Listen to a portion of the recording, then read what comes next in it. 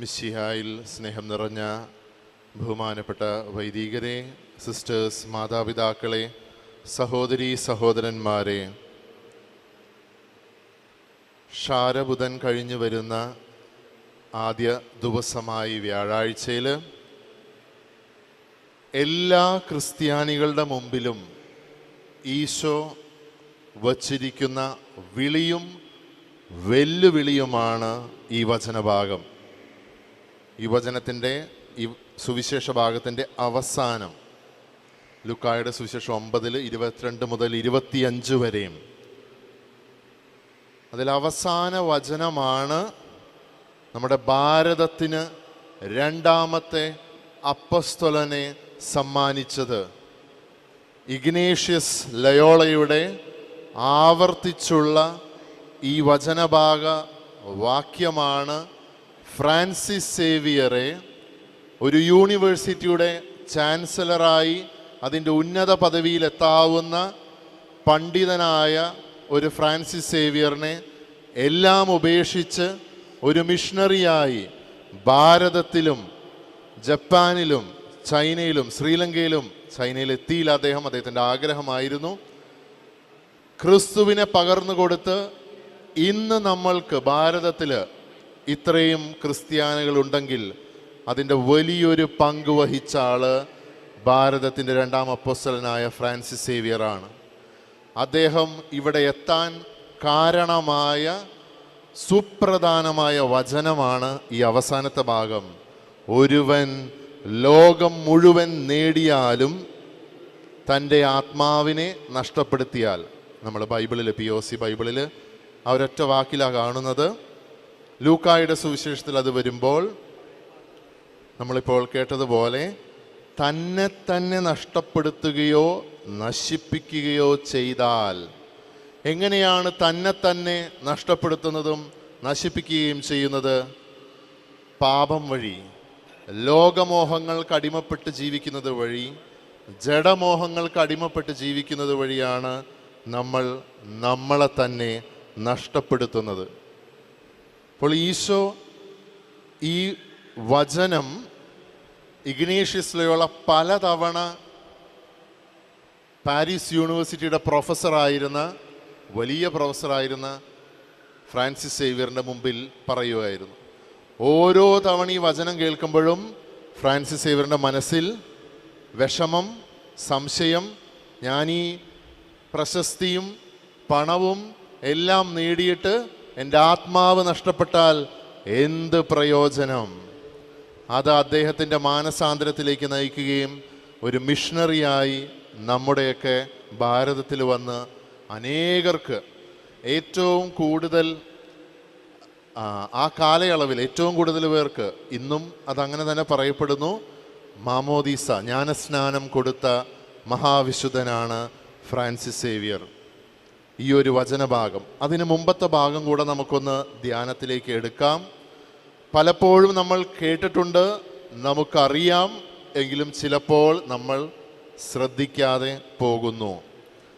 എന്തുകൊണ്ടാണ് ഈ വചനഭാഗം ഇത്രമാത്രം വെല്ലുവിളി നിറഞ്ഞത്? നമ്മൾ ആഴമേറി ചിന്തിച്ച് ഈ വചനഭാഗം കീറി മുറിക്കാൻ നോക്കിയാൽ, അയ്യോ കഷ്ടം കർത്താവേ, ഞാനിതിൽ നിന്ന് എത്ര വിദൂരത്താണെന്ന് നെഞ്ചത്തടിച്ച് നമ്മൾ പറയും. നാമൊക്കെ അറിയപ്പെടുന്നതും വിളിക്കപ്പെടുന്നതും ക്രിസ്ത്യാനി എന്ന പേരിലാണ്. ക്രിസ്ത്യാനി, ക്രിസ്തുവിനെ അനുകരിക്കുന്നവൻ. സഭാപിതാക്കന്മാർ ആദ്യ കാലഘട്ടങ്ങളിൽ പറയുന്നൊരു വാക്കുണ്ട്, ക്രിസ്ത്യാനുസ് ആൾട്ടർ ക്രിസ്തുസ്. ഓരോ ക്രിസ്ത്യാനിയും ക്രിസ്തുവിൻ്റെ പ്രതിരൂപമാണ്, മറ്റൊരു ക്രിസ്തുവാണ്. ഓരോ വൈദികനെ നമ്മൾ പറയും ക്രിസ്തുവിൻ്റെ പ്രതിനിധി. ഓരോ ക്രിസ്ത്യാനിയും മറ്റൊരു ക്രിസ്തുവാവേണ്ടവനാണ്. എങ്ങനെയാകും? അപ്പോൾ ക്രിസ്ത്യാനി എന്ന വാക്കിൻ്റെ അർത്ഥം ക്രിസ്തുവിനെ പിൻചെല്ലുന്നവൻ, ക്രിസ്തുവിനെ അനുകരിക്കുന്നവൻ. ക്രിസ്തുവിനെ പിൻചെല്ലുന്നവൻ, ക്രിസ്തുവിനെ അനുകരിക്കുന്നവൻ്റെ ആദ്യത്തെ അടയാളവും മുദ്രയുമാണ് കുരിശ്. കുരിശെടുത്ത് വരിക. ആരെങ്കിലും എന്നെ അനുഗമിക്കുവാൻ ആഗ്രഹിക്കുന്നുവെങ്കിൽ. അടുത്ത വാക്കാണ് കടുപ്പം. നമ്മൾ പലപ്പോഴും ശ്രദ്ധിക്കാതെ പോകുന്നൊരു വാക്കാണ്. ഏറ്റവും വെല്ലുവിളി നിറഞ്ഞ വാക്കാണ്.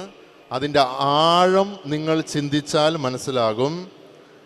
തന്നെ തന്നെ പരിത്യജിച്ച് എന്നിട്ട് കുരിശെടുത്ത് വരാനാണ് ഈശോ പറഞ്ഞു. ആരെങ്കിലും എന്നെ അനുഗമിക്കാൻ ആഗ്രഹിക്കുന്നെങ്കിൽ കുരിശെടുത്ത് വരിക എന്നല്ല ഈശോ പറഞ്ഞത്. തന്നെ തന്നെ പരിത്യജിക്കുക. The most difficult challenge. ഏറ്റവും വെല്ലുവിളിയാണ്.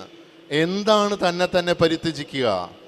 ഇന്നും കത്തോലിക്ക സഭയിൽ വൈദികരും സന്യസ്തരും അൽമായ പ്രേക്ഷിതരൊക്കെ ഏറ്റവും കൂടുതൽ യുദ്ധം ചെയ്യുന്നൊരു ഭാഗമാണ് തന്നെ തന്നെ പരിത്യജിക്കുക.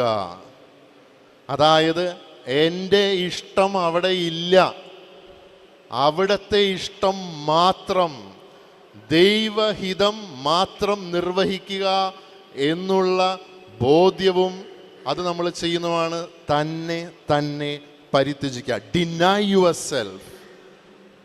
എന്നിട്ട് കുരിശെടുത്ത് വരാനാ പറഞ്ഞു.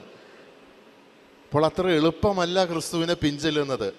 എന്നാൽ അസാധ്യവുമല്ല, സാധ്യമാണ്. നമുക്ക് ഒത്തിരി വിശുദ്ധർ നമുക്ക് കാണിച്ചു തന്നുണ്ട്. തന്നെ തന്നെ പരിത്യജിക്കുക. ഈ നോയമ്പ് കാലത്ത് ഈ വാക്ക് നിങ്ങളുടെ ഹൃദയത്തിലും മനസ്സിലും ഉണ്ടാകട്ടെ. എന്നെ തന്നെ പരിത്യജിക്കുക, എൻ്റെ ഇഷ്ടങ്ങളെ മാറ്റിവെക്കുക, എൻ്റെ സ്വാർത്ഥ താല്പര്യങ്ങളെ മാറ്റിവെക്കുക. ഞാൻ ഞാൻ എൻ്റെ എൻ്റെ എന്ന ഭാവം മാറ്റിവെച്ചുകൊണ്ട് എൻ്റെ ഈശോയ്ക്ക് വേണ്ടി, എൻ്റെ ഈശോയോട് ഏറ്റവും ചേർന്നിരിക്കുന്ന എൻ്റെ പരിശുദ്ധ അമ്മയ്ക്ക് വേണ്ടി, വിശുദ്ധ ഔസേപ്പിതാവിനോട് ചേർന്നുകൊണ്ട് അവരെ അനുകരിക്കുന്നത്. ഈ തന്നെ തന്നെ പരിത്യജിച്ച് അതിൻ്റെ പൂർണ്ണതയിൽ നമുക്ക് മാതൃക നൽകുന്ന രണ്ടുപേരുണ്ട്. പരിശുദ്ധ കന്യകാമറിയവും വിശുദ്ധ ഔസേപ്പിതാവും. അവരുടെ ഇഷ്ടം അവിടെ അവർ നോക്കുന്നേയില്ല. അവിടുത്തെ ഇഷ്ടം നിറവേറട്ടെ, അവിടുത്തെ ഹിതം നിറവേറട്ടെ, അവിടുത്തെ വചനം എന്നിൽ നിറവേറട്ടെ. നമ്മളെല്ലാവരും പലപ്പോഴും ഇവിടെ വരുന്നതും ദേവാലയങ്ങളിൽ പോകുന്നതും പ്രാർത്ഥിക്കുന്നതും നമ്മുടെ പ്രശ്നങ്ങൾ മാറാൻ, അല്ലെങ്കിൽ നമ്മൾക്കൊരു തെറ്റൊന്നുമില്ല, സ്വാഭാവികമാണ്. പക്ഷേ ഒരു യഥാർത്ഥ ക്രിസ്ത്യാനിയാകുവാൻ ഞാനും നിങ്ങളും ആഗ്രഹിക്കുന്നുണ്ടെങ്കിൽ ആദ്യത്തെ സ്റ്റെപ്പാണ് തന്നെ തന്നെ പരിത്യജിക്കുക. ഫ്രാൻസിസ് സേവ്യർ അത് ചെയ്തു. പരിത്യജിച്ചു. വീടും താൻ ജനിച്ചു വളർന്ന കൊട്ടാരവും ഉപേക്ഷിച്ച് ആത്മാക്കളെ നേടാൻ വേണ്ടി ഈ ഭാഷ പോലും അറിയാത്ത ഈ നാട്ടിൽ വന്ന്, ഈ തമിഴ്നാട്ടിൽ ആദ്യത്തെ കാറ്റഗിസം അദ്ദേഹം എഴുതിയത് തമിഴിലാണ്. സ്പാനിഷും പോർച്ചുഗീസും മാത്രം അറിഞ്ഞിരുന്ന ഫ്രാൻസിസ് സേവ്യർ. കാരണം അദ്ദേഹം തന്നെ തന്നെ പരിത്യജിച്ചു. തൻ്റെ അനുദിനമുള്ള കുരിശ് എടുത്തു പറയുന്നുണ്ട്. അനുദിനം തൻ്റെ കുരിശും എടുത്ത് തന്നെ അനുഗമിക്കട്ടെ. സ്വന്തം ജീവൻ രക്ഷിക്കാൻ ആഗ്രഹിക്കുന്നവൻ അത് നഷ്ടപ്പെടുത്തും. ഫ്രാൻസിസ് സേവ്യർ സ്വന്തം ജീവൻ രക്ഷിക്കാൻ നോക്കിയില്ല.